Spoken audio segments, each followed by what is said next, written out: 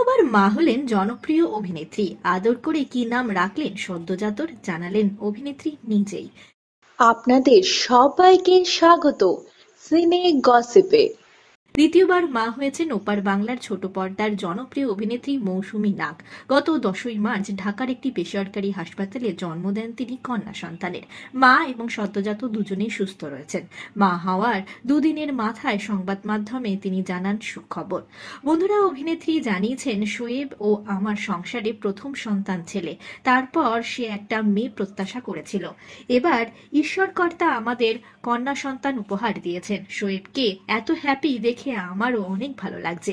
মেয়ের বাবা খুশি তো আমিও খুশি। তবে ছেলেও অনেক বেশি আদরের, কিন্তু মেয়ে বাচ্চারা তার অনেক পছন্দের। সবার কাছে আমাদের সন্তানের জন্য দোয়া চাই।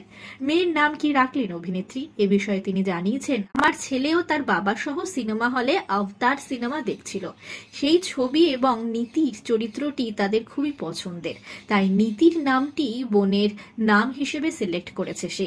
এটা তার ডাক নাম, তবে ভালো নাম সবাই মিলে ঠিক করবে বলেই জানিয়েছেন অভিনেত্রী।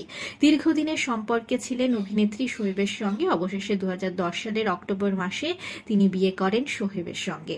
বন্ধুরা, অভিনেত্রীর জীবনে এসেছে এবার নতুন সদস্য। পরিবারের এই ক্ষুদে সদস্যকে নিয়ে ব্যস্ত আপাতত অভিনেত্রীর গোটা পরিবার।